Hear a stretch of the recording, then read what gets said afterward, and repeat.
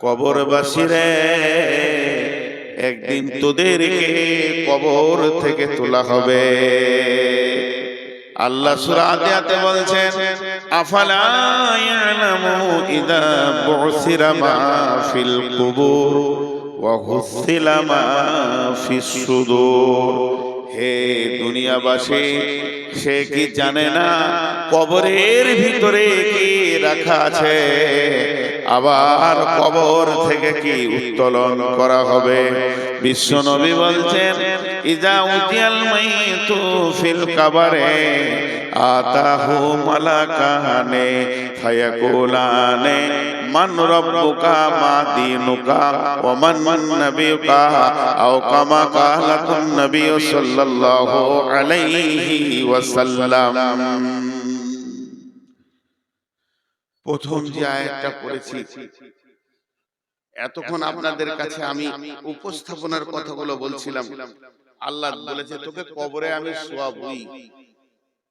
আমাকে একজন প্রশ্ন করছে, এই আমাদের ভারতের দক্ষিণ দিনাজপুরে যে মৌলানা মুসলমানদের কবর দেয়, আরো জাতি আছে পুড়িয়ে দেয়, কাদের সমাধি দেয়, কাদের আবার খাড়ো করে পুঁতে, বিভিন্ন রকম আছে।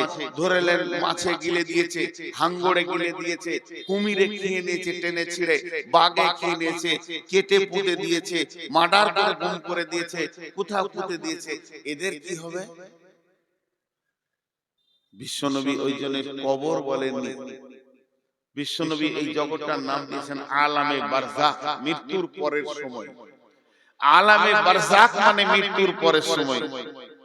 মানুষ মরে গেলে ও যদি বাঘের পেটে যায়, ও যদি হাঙ্গরের পেটে যায়, ওকে যদি পুঁতে দেওয়া হয়, এমন কি আমাদের প্রতিবেশী হিন্দু ভাইরা ওদের যখন মরে যায় ওদের চিতাতে চাপিয়ে দেওয়া হয়, কাঠ দেওয়া হয়, লকড়ি দেওয়া হয় পোড়াবার জন্য।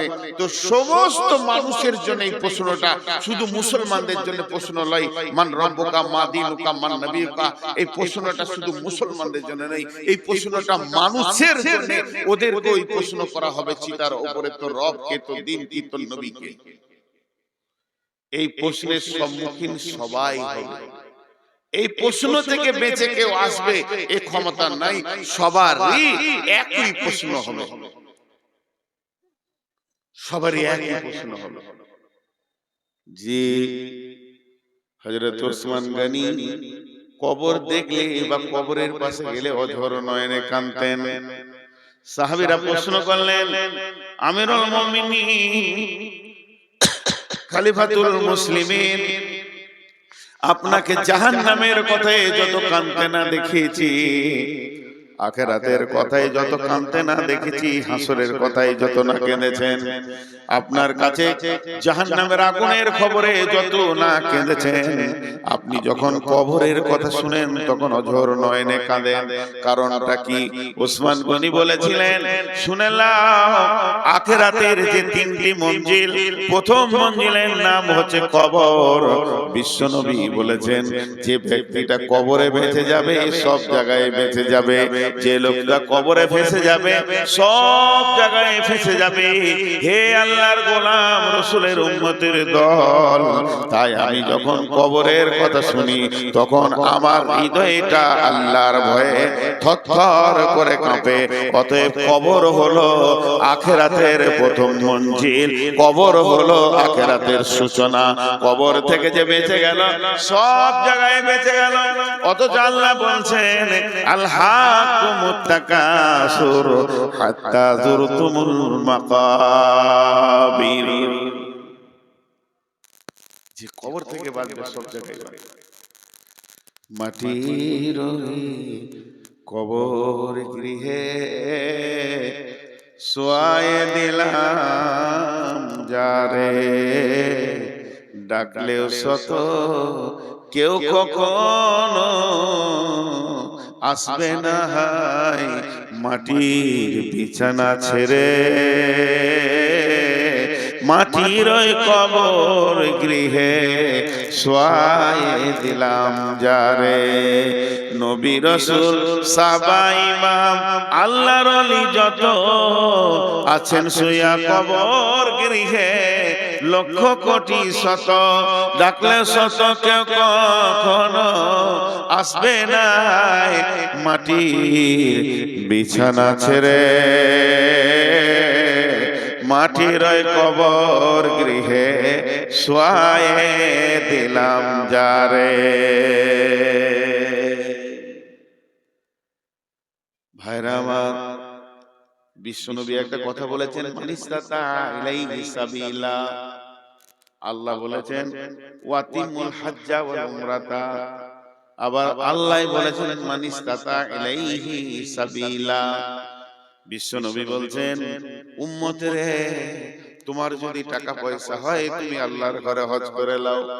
আল্লাহ বলছেন তুমি হজ আর উমরাকে পুরা করো, পৃথিবীতে যতদিন বেঁচে থাকবে হজ আর উমরাকে পুরা করো। সেই আল্লাহ আবার বলছেন মানিস্তাতা ইলাইহি সাবিলা, তোমরা মক্কায় এসো যদি তোমার ক্ষমতা থাকে।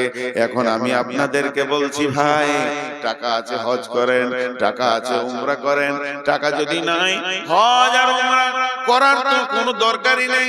তুমি গরিব, তোমাকে কষ্ট করে হজে যেতে হবে, ব্যাপারে তোমার জন্য ফরজ নয়। তবে শুনেন, যদি টাকা পয়সা না থাকে আমি একটা জায়গা বেড়াতে যেতে বলবো, সেই জায়গাটার নাম হচ্ছে কি, আমি মক্কা যেতে পারলাম না, আমি মদিনা যেতে পারলাম না, আমার দ্বারা হজ উমরা ফরজ হলো না, আমি ফরজ কাজ করতে পারলাম না, এর জন্য আমার গুনাহ হবে না, কারণ আমার জন্য মা পাশে টাকা নাই।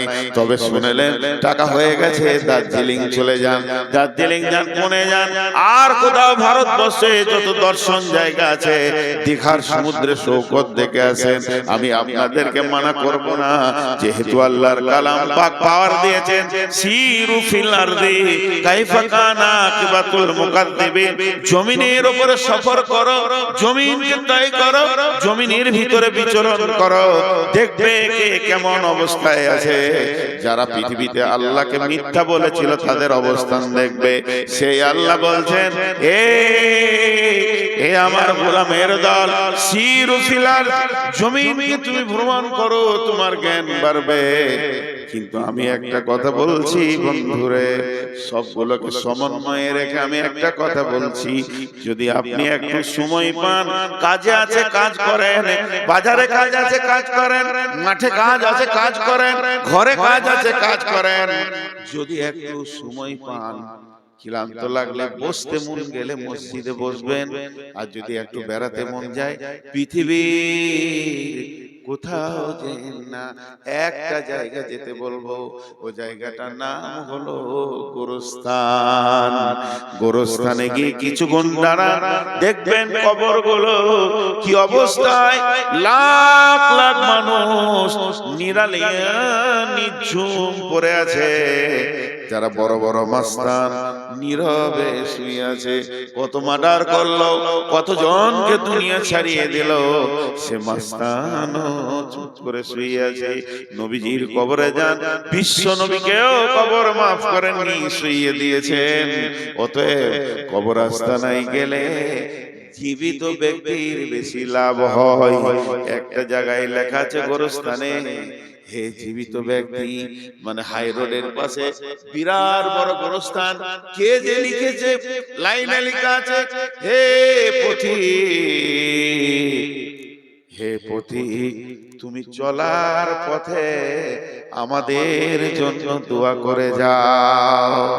হে পথিক, আজ তুমি যেখানে আছো, কাল আমি ওখানে ছিলাম।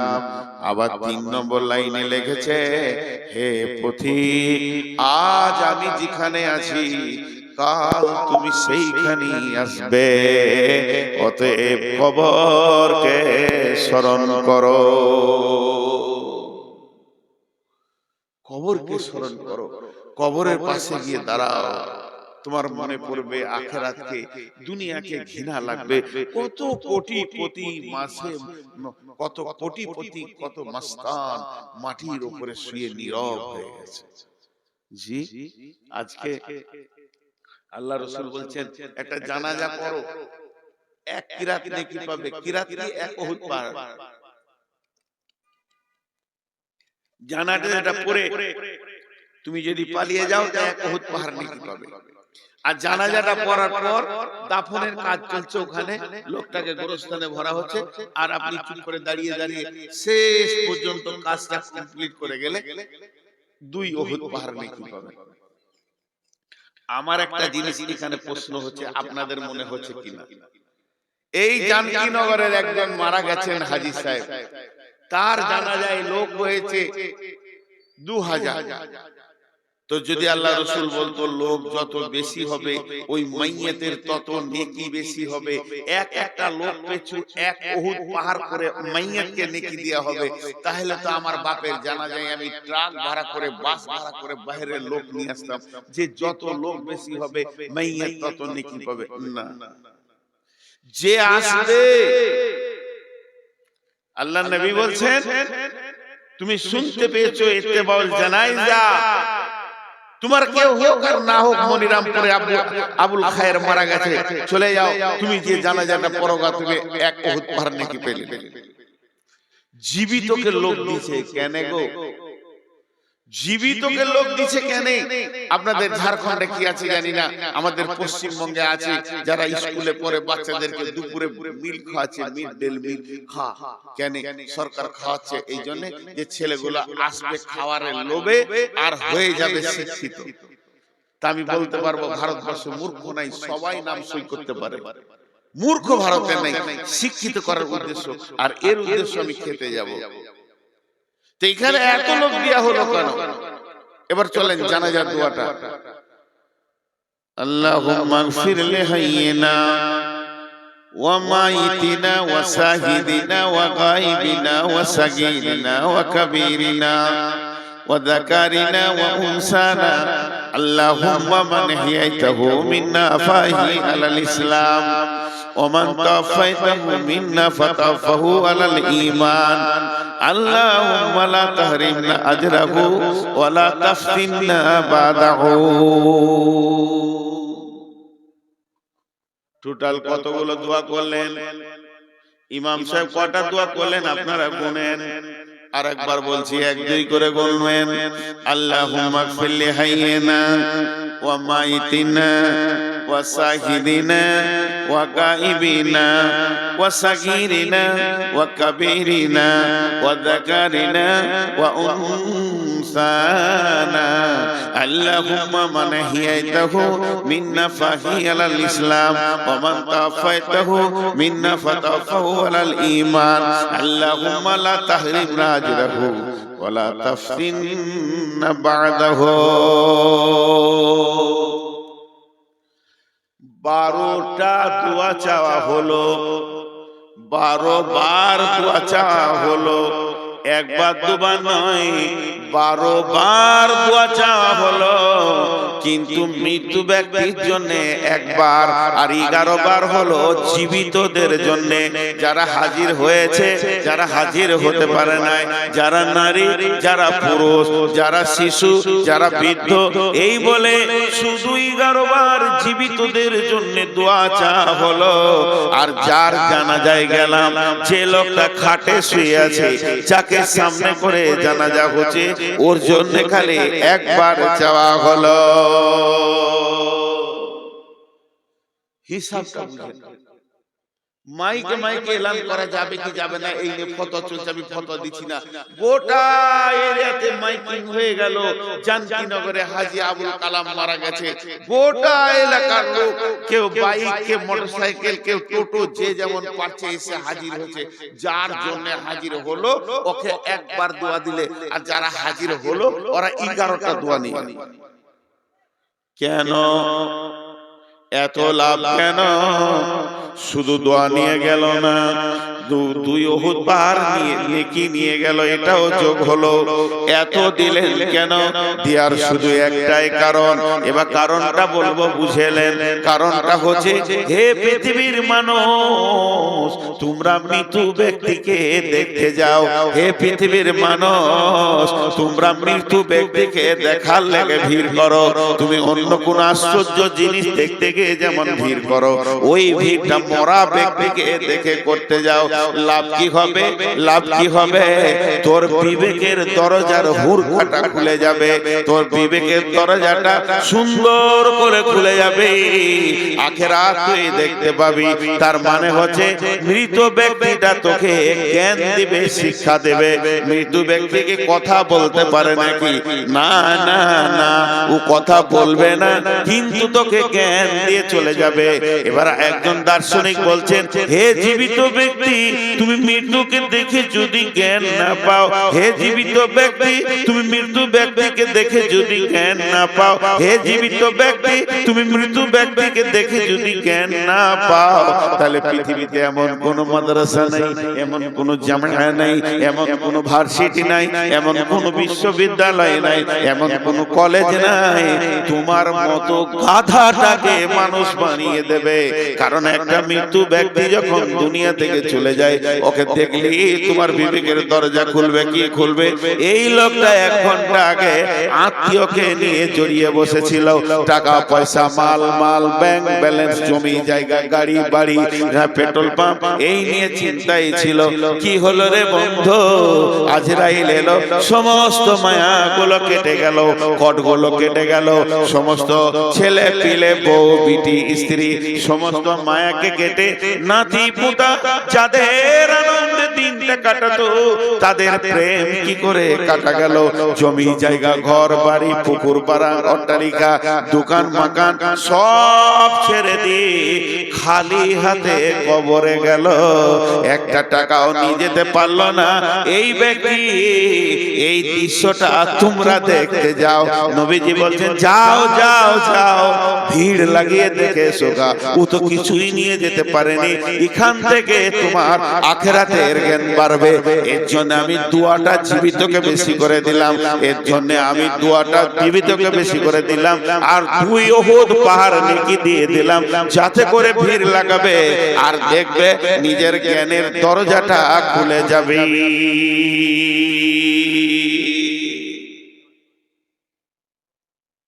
কি ভেবেছিলি তুই এতদিন? কোন নিশায় ছিলি? ইয়া আইয়ুহাল ইনসান মা গাররাকা বিরাব্বিকাল কারীম আল্লাযী খালাকাকা ফাসাওয়াকা ফাআদালাকা ফি আইয়ি সূরাতিন মা শাআ রাক্কাবাক কাল্লা বাল তুকাযযিবুনা বিদ্দীন ওয়া ইন্না আলাইকুম লাহাফিযীন কিরামান কাতিবিন ইয়ালামুনা মা তাফআলুন। ইশারায় বলছি, খুব বিপদে পড়ে গেছিলাম আমি।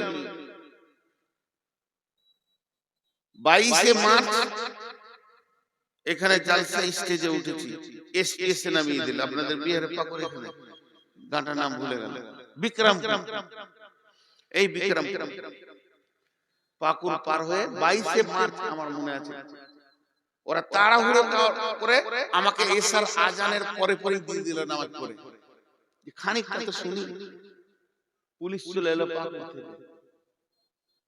পুলিশ আমাকে কিছু বলেনি, কমিটি 3 জনকে নিয়ে ওই কোনে একটা আমের গাছে নিচে ফোঁস করছে। শেষকালে যে সভাপতি ছিল ওকে ডাকলো, সভাপতি আমার কানে বলছে, ছেড়ে দে। 10 মিনিট বলা হয় নাই, ছেড়ে দে। কেন? সেই দিন লকডাউন ঘোষণা। আমি গাড়ি ছেড়ে বেরিয়ে গেলাম যে কাল থেকে আর গাড়ি চালাতে দেবে নাকি ঠিক নেই। সেই যে লকডাউন শুরু হলো, বিরাট চাপে পড়ে গেলাম। 2খানা মসজিদের কাজ চলছে, 34 লক্ষ টাকা ঋণ। শুনবেন, এটা আমি উদাহরণ দিচ্ছি, উদাহরণ, এটা মিসাল দিচ্ছি। আমার দিন রাত সমান হয়ে গেল। হার্ডওয়্যারের দোকানে রডে সিমেন্টে চারিদিকে ঋণ, আমার ঋণ নয়, মসজিদের ঋণ। তো দোকানদারদের আল্লাহ ভালো করে ওরাও বুঝে নিয়েছে যে লকডাউন চলছে, একদিকে তো কিছুই হচ্ছে না, আমার নিজের ইনকামের লাইনটাও বন্ধ, আমারটা চললে আমার দিয়ে চালিয়ে নিতাম, পরে ব্যবস্থা করতাম। তখন গোপনে গোপনে কিছু গ্রামে কালেকশন করতে করতে 6 লাখ টাকা কালেকশন করি। রাতে যেতাম গাড়িলে, দিনে গোপনে গোপনে কালেকশন করতাম। তার মধ্যে জান কিনে করে এসেছিলাম 6 লাখ 6.5 লাখ কালেকশন করে, আর আমার দম আগাচ্ছে না, আর পারছি না, ভয় লাগছে, বেরোতে পারছি না। বহুত দূর একটা গ্রাম গেলাম, নাম বলবো না, এক মহিলা মেয়ে মানুষ, বয়স অনেক বেশি, 65-67 বয়স, আমাকে বলছে বাবা তোমার চেহারা কেমন লাগছে গো? বললাম কি আর বলবো মামি, মামি বলি আমার ডায়াবেটিস সুগার বেড়ে গেছে। কি হলো? আমার আল্লাহ ভালো করুক, ওর জন্য আমি রাতেও দোয়া করি। 30 লক্ষ টাকা আমাকে দিল, একদম ক্যাশ, ব্যাংকে লয়ে পাঠিয়ে দেবো, এরকম এনে সামনে ঢেড়ি লাগিয়ে দিলে 30 লক্ষ। আমার রোগ ভালো হয়ে গেল।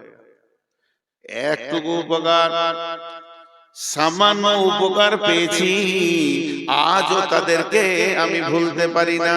ওই কঠিন দিনে যারা আমাকে 10 টাকা 1 টাকা দিয়েছে তাদেরকে ভুলতে পারি না। আল্লাহ বলছে শুনেলে, পৃথিবীতে তোর যে উপকার করে তুই ভুলতে পারিস না। ইয়া আইয়ুহাল ইনসানু মা গাররাকা বিরাব্বিকাল কারীম।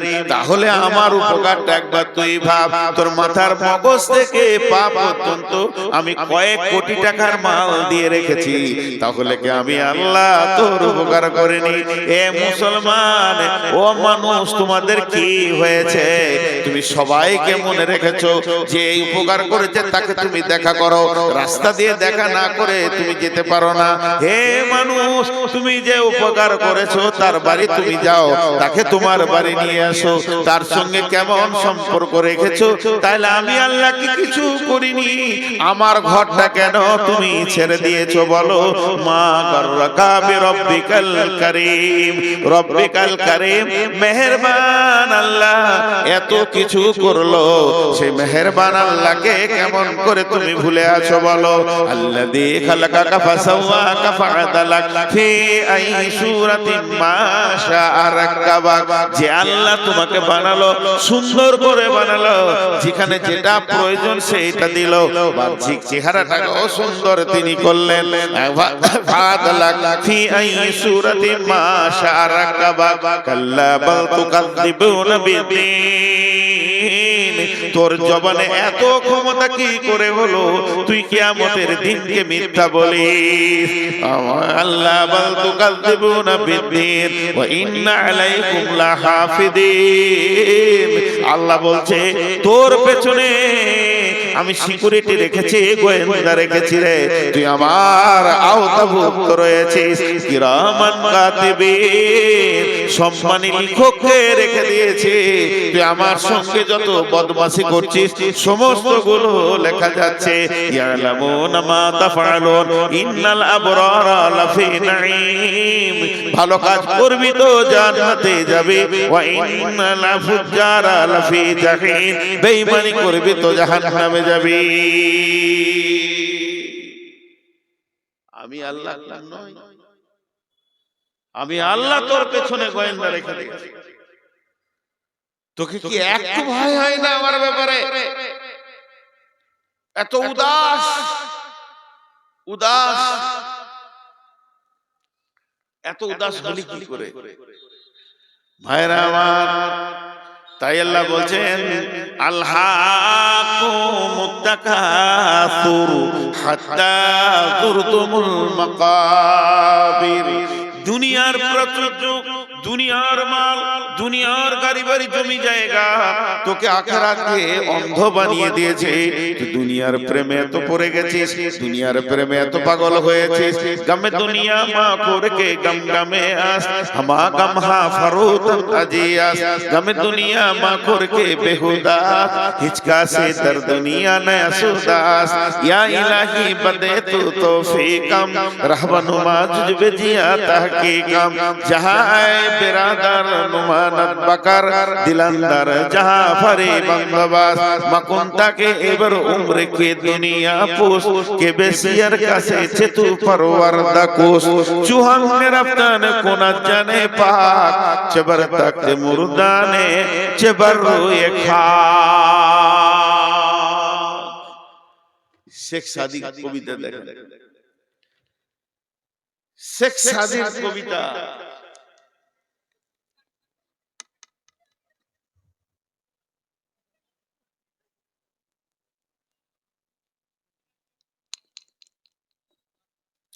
এই কবিতার তরজমা করা খালি করব একটু মনোযোগ দেখ একটু সবাই চলে গেল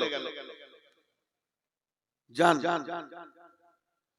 शेख सादी बोलছে गमे दुनिया मर खोर के गम गमे आस हमा गम हाफरुतन अजियास गमे दुनिया मा खोर के बेहुदास हिचका से दर दुनिया नया सुदास পৃথিবীতে যত নিশা আছে ফ্রান্সিটি মদ ইনজেকশন হেরোইন আঠা যা আছে নিশা গুল গুরাকু জর্দা বিড়ি তামাক যত নিশা আছে সব থেকে ভয়ানক নিশা হচ্ছে দুনিয়া কেন উনি বলছেন তুমি যদি সকালে মদ খাও বিকেলে তোমার হুঁশ ফিরে যাবে তুমি যদি সন্ধ্যায় মদ খাও সকালে আর সেই নিশা থাকবে না সমস্ত নিশা একবার হয় আর একবার কেটে যায় কিন্তু যার ভিতরে দুনিয়ার নিশা ঢুকে গেছে ওকে আজরাইল ছাড়া এই নিশা কেউ কাটাতে পারবে না পৃথিবীর মালের নিশা হচ্ছে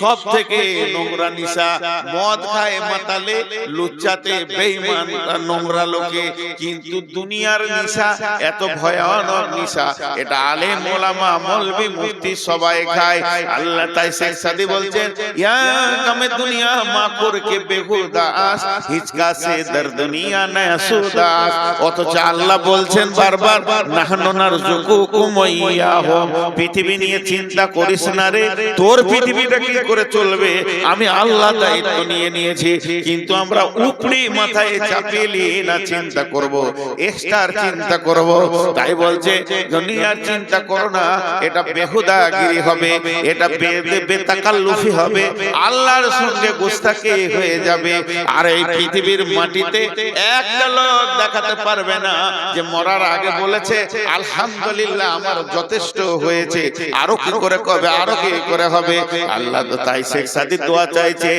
ইয়া ইলাহি বাদে তো তৌফিকাম হে আল্লাহ তুমি আমাকে তৌফিক দাও রাহবেনুমা চুসবে জিয়া তাহকিকাম আমি যেন ভালো রাস্তায় তাহকিক করে চলতে পারি এরপরে শেখ সাদি বলছেন যাই বিরাদার নুমানত বাকার দিলন্দার জাহাं পরি বন্দোবাস মাকুনতা के এবার উম্র के दुनिया पोस के बेसियर কাছে চেতু পরওয়ারদা কোস চুহাঙ্গে রাফতান কোন জানে পাক চেবার তাক মুরদানে চেবার রুয়ে খা হে লোক সকল দুনিয়ার সঙ্গে প্রেম করিও না দুনিয়ার সঙ্গে প্রেম করিও না দুনিয়া খুব বাজে জায়গা প্রেম কার সঙ্গে করবে দুনিয়ার মালিকের সাথে করো একটা সুন্দর মহিলা দেখতে খুব সুন্দর শরীর স্বাস্থ্য সব সুন্দর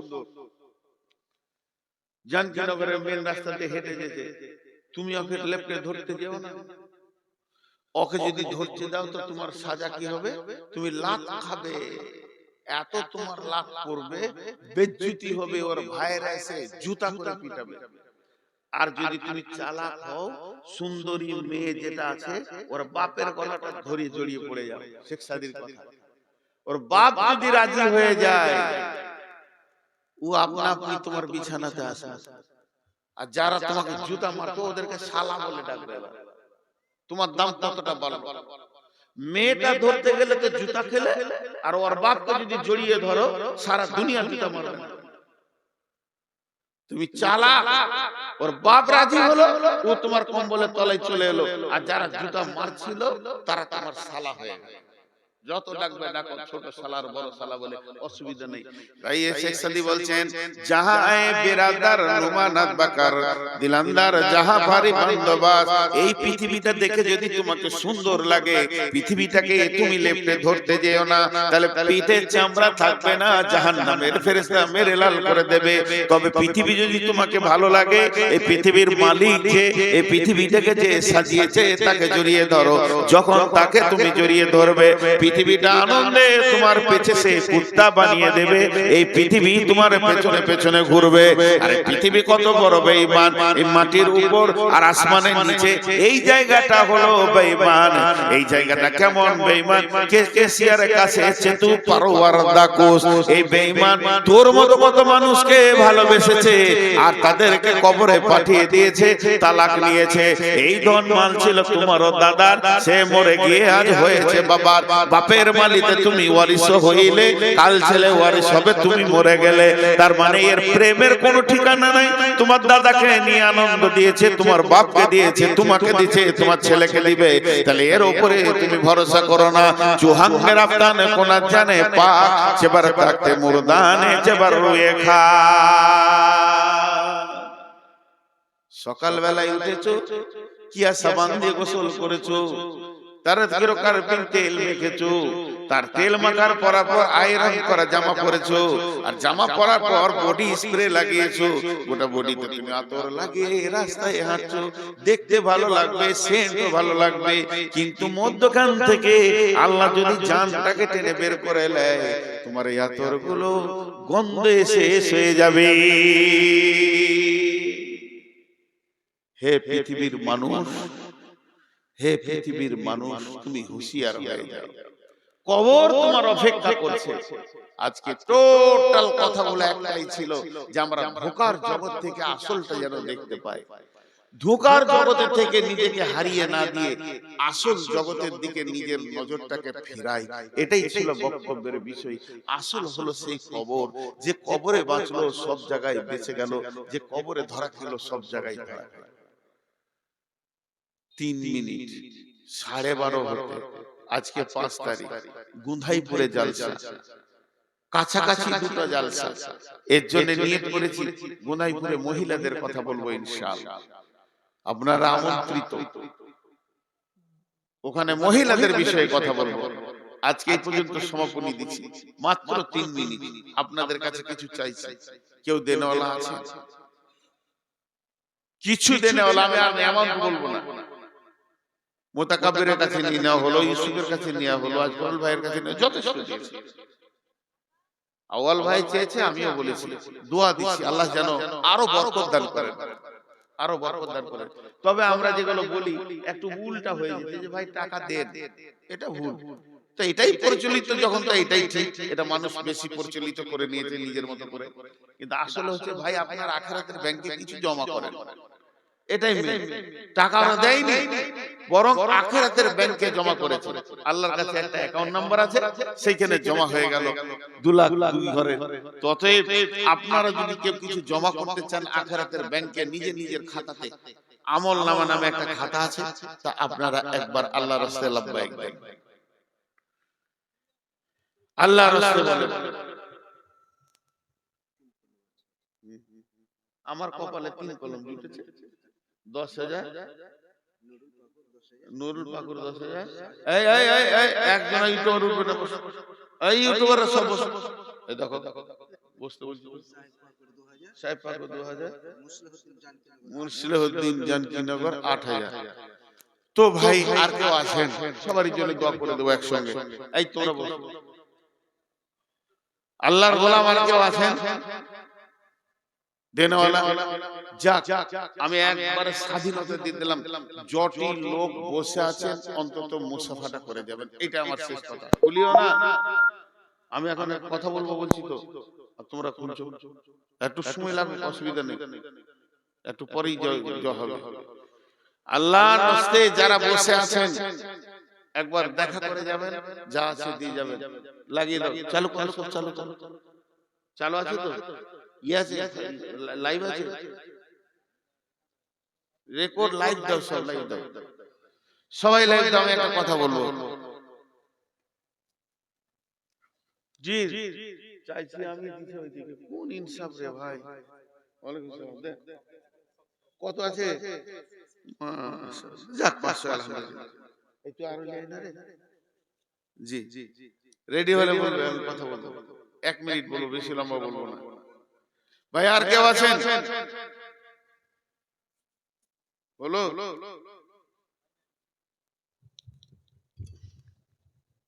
ইয়া আল্লাহ ভাই দেন দেন আল্লাহর রাস্তায় দেন যার কাছে যা আছে দেন যা আছে 10 20 50 এখনো হয়নি তোমাদের কত আছে 500 আসসালামু আলাইকুম ওয়া রাহমাতুল্লাহি ওয়া বারাকাতুহু আমি নূর মোহাম্মদ বর্ধমানী আপনাদের সঙ্গে লাইভে আসলাম বিশেষ একটা প্রয়োজনে আমার গ্রামে আজ থেকে আমার বয়স থেকে বেশি 4 বছর মাদ্রাসার বয়স আমার মাদ্রাসা আছে সেই মাদ্রাসাটা গ্রামের মুরব্বীরা চালিয়েছেন এতদিন এখন আমার হাতে দিয়েছে মাদ্রাসা আমার দায়িত্বে রয়েছে তো প্রত্যেকটা ভাইয়ের কাছে আবেদন আপনারা সেই মাদ্রাসায় কিছু পাঠাবেন দান খয়রাত বা ওগুলো ফোন নম্বর দিব ফোনে জেনে নিয়ে পাঠাবেন এখন আমি যেটা আপনাদের কাছ থেকে পেতে চাইছি সেটা হচ্ছে আমাদের আগামী কাল ছুটি হয়ে যাচ্ছে মাদ্রাসার এবছরের সেশন শেষ হয়ে গেল আগামী বছর রমজানের 5 দিন পরে মাদ্রাসা খুলে দেব এবং শাওয়ালের 5 তারিখ থেকে 10 তারিখ পর্যন্ত ভর্তি চলবে আপনাদের এলাকার মেধা ছেলে যেগুলো আছে আল্লাহর রাস্তায় ওখানে পাঠান পড়াশোনা ভালো হচ্ছে এবং খুব উন্নত মানের আলিম রাখা হয়েছে আর মাদানীদের তত্ত্বাবধানে মাদ্রাসা চলছে বিধায় আপনাদের যেগুলো ভালো ছেলে পাঠাবেন আর ছেলে পাঠানোর আগে আমি একটা কথা বলছি আজকে আমি আছি জানকীনগর পাকুড় ঝাড়খণ্ড আমি আছি আজকে জানকীনগর পাকুড় ঝাড়খণ্ডে এই এলাকার লোককে বিশেষ করে বলছি আপনারা 10 বছর 20 বছর 5 বছর 7 বছর করে ছেলেদেরকে পড়াচ্ছেন কিন্তু ছেলের পড়াশোনা কতটা হলো গার্জিয়ান কিন্তু দেখে না যে টুপি পাঞ্জাবি পরে যেতে আসছে শেষকালে কিছুই নেই পুঁজিই নেই একটা সাত জামাতের ছেলে মিজানের প্রশ্নের উত্তর দিতে পারছে না এটা কি ধরনের হয় গত বছরে কিছু ছেলে আমার মাদ্রাসায় গিয়েছিল যাদের পরীক্ষা নেওয়া হলো সাত জামাতের ছেলে মিজানের একটা গর্দন বলতে পারছে না একটা নুমির থেকে প্রশ্নের উত্তর দিতে পারছে না কিছু ছেলে ফারাক্কা থেকে ফোন করলো জি আপনার মাদ্রাসায় ভর্তি হব মানে চলে এসো বলে পরীক্ষা নেওয়া হবে কি বলে হ্যাঁ তাহলে যাবো না তাহলে কত পড়াশোনা করেছে আমার গার্জিয়ানদের কাছে আবেদন আকুল আবেদন ছেলেকে পিটিয়ে নিয়ে ভর্তি করেন এবং আমাদের কাছ থেকে জেনে নেন যে আপনার ছেলে কতটা শিখলো কতটা শিখতে পারলো না বিধায় আপনাদের কাছে আমার আবেদন যে আপনারা এই যোগাযোগগুলো করবেন এবং শেষে এই যেখান থেকে কথা বলছি এখানেই আপনি ফোন নম্বর পেয়ে যাবেন ফোন নম্বর আমি দিয়ে দিব বিধায় আপনারা আপনাদের মেধা ছেলেগুলোকে আগামীতে আপনারা পাঠান রমজানে যোগাযোগ করেন দুটা ফোন নম্বর আপনাদেরকে এই টোবের মাধ্যমে দেওয়া হবে পুবার মাদ্রাসা মাদ্রাসা ইসলামিয়া নিজামিয়া বলে আমার নাম থাকবে এবং ফোন নম্বর থাকবে আসসালামু আলাইকুম জি ভাই আর কেউ আছেন যাও খুলে লাও তুমি আর কেউ আছেন 10-5 টাকা দিন না কেউ নাই রে আমাকে কেউ টাকা দেয় না যত আওয়ালকে দেয় ও মোটা